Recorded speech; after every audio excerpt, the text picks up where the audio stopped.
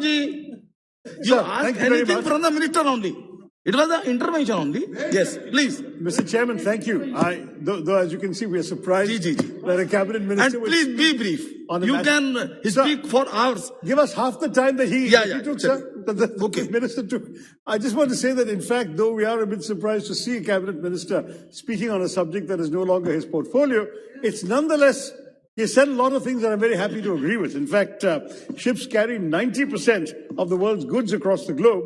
And in fact, in India's case, it's even more because 95% of the volume of cargo that comes to our country comes by shipping, not by any other means, 68% of the value too. So for us, ports are important. We have this wonderful coastline, one of the most impressive coastlines in the world, and we should have, by rights, developed our ports in a very significant way, which I'm sorry to say, he is right, we have not yet done so. But I have to ask in that case, why is it that the ministry has continuously underutilized the resources that were given to it by this parliament? Year after 2017-18, we're seeing underutilization of resources. Now, so I do want to say that despite India's economic growth and all the prospects, that's a vast majority of the container ships coming to India, sir, we're not getting them here because our ports aren't good enough. They're being transshipped outside the country, mainly at Colombo in Sri Lanka, Singapore, Port Klang, Tanjung Pelapas in Malaysia, Salalah in Oman, Jebel Ali in Dubai, that we've all talked about elsewhere. And the problem is our country lacks a major all-weather deep-water port near the international sea routes to handle large mainline container vessels. This has also given China a tremendous dominance, sir, in the Indian Ocean. We have a situation where Colombo today is transshipping more Indian goods for India, than any of India's major ports. In fact, all of India's major ports put together are not matching Colombo. Now, what's worrying me about this is that there's a serious geostrategic angle for us being dependent upon Colombo for such a large portion of our goods, because it is, after all, a port in which the Chinese are extremely active. A Chinese firm has just been awarded the Eastern Container Terminal at the Colombo port, and we are in the pick-win situation that India prohibits Chinese firms from investing in or building our ports, but in effect we are condoning the transshipment of the lion's share of our cargo via a port operated exclusively by China until recently, and where Chinese Navy vessels and submarines were regularly calling for resupply. Is this entirely wise, sir, for a country like India? I do want to point out that on top of that, there is a particular challenge because increasingly shipping is growing bigger. There is ships of over 20,000 TEUs are the future of sea cargo because they involve lower costs per container shipped. But bigger ships require deeper ports. And this, in our case, has to be, unfortunately, extremely expensively created through dredging because of the very high logistics costs involved. The major shipping lines are not stopping in our ports. There is lack of a significant domestic transshipment port, even though we have 7,516 kilometers of coastline, nearly 200 ports. Even our so-called 13 major ports have a depth of only between 9 to 11 meters, far from the 20 that modern shipping requires. Now, this in effect means that our economy is helping to pay for foreign ports like Colombo, Salalah, Tanjung Pelapas and so on. While our exports remain relatively uncompetitive, our imports become more expensive entirely because of our lack of a deep water transshipment terminal. So this is where my constituency has the answer. The Vizhinjam port is an amazing place because it is right near the international shipping lines. It is a port which has extremely decent connections which can be improved by the government. It has a natural deep draft of 20 to 24 meters. So we don't need to spend money dredging. Mr. Mandavia talked about selling the sand from dredging, but the sand will not fetch the price, the cost.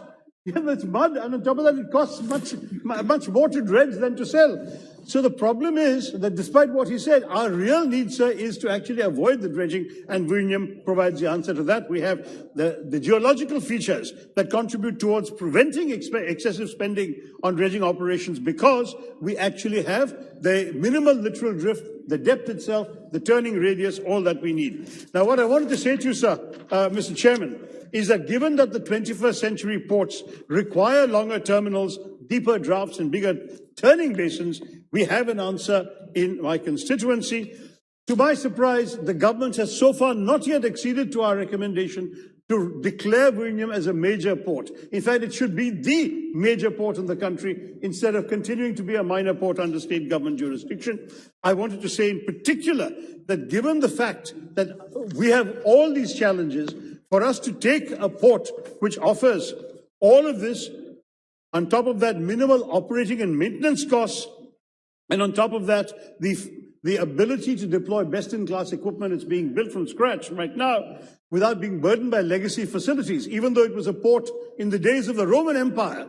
Today, it has essentially been neglected for such a long time. We're building a wholly new 21st century port. It seems to me we will have, for the first time in India, a port that has the capability to handle the largest ships in the world as efficiently as Singapore, Hong Kong, or Rotterdam for decades to come.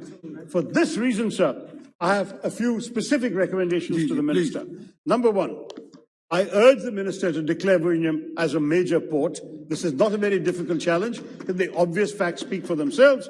Number two, sir, the construction has been going rather slowly because obviously the central government is not involved. And we had a cyclone Oki and so on, which delayed construction, many problems. Anything that can be done by the central government to facilitate the development of the hinterland area of the Vizhinjam port would strengthen the supply chain of shippers and logistics service providers, promote interaction with consumers, and enhance the port-related services, including the cruise ships that Mansukh Mandavia spoke about a minute ago. In addition, we need the central government to declare Vizhinjam as a special economic zone in order to enhance the economic capacity and the operations of the port. Third, there's now talk of restoring the decades-old cabotage rules. Bad idea, sir. The fact is that the government must continue to provide relaxations under the cabotage law to promote free trade and encourage economic activity at major transshipment hubs in India. Who are we protecting, sir? No Indian company has 20,000 TEU ships. Let us not make a cabotage into an obstacle for our own development. And I do want to say, sir, that there is a further problem which, when you had clubbed all the topics together... Conclude. When you had clubbed all the topics together, I was going to mention it because Mr. Gadkari knows we have a national highway from Vizhinjam all the way to Tamil Nadu that's supposed to carry on to Kanyakumari. It is almost finished up the Tamil Nadu border, but nothing is happening on the other side of the border. And we urge the government to really crack the whip and ensure that the road carries on all the way to Kanyakumari. So it's the national interest I'm talking about. I've only taken 1/4 of the time of the previous speaker. There is time limit. Finally, sir, in inland waterways, I want to support my colleague, Mr. Thomas Chaikardan. We really need inland waterways very seriously, and the Ananta Victoria Marthandam Canal would be an excellent way of opening up the connectivity to Vizhinjam Port as well. I certainly want to support that. Then, there is the equal concern that the Ministry for Inland Waterways has also had a shocking underutilization of funds sanctioned last year. You know, they only spent 20 crores out of 250 crores allocated, sir. So when we are talking about demands for grants, we want them to spend the grants they get. And I would urge the minister to ensure that he remedies the underutilization of funds in both his key ministries. Finally, I've mentioned in Parliament during a question hour that there are some very important legal instruments internationally that India is overdue in ratifying. I hope that he will do that. I also want to stress that there has to be a new legislative framework for the port sector. The Indian Ports, Major Ports Act, the Inland Vessel Act, and so on. The government has to absolutely modernize them. There will be a number of concerns expressed. And I would urge, sir, that the minister treat this matter with a vision to make India a land of major ports of great significance. देखिए सागरों की बात हो रही है, गागर में सागर बड़ी प्रसिद्ध कहावत है. प्लीज डू दैट संक्षेप में दानिश अली जी.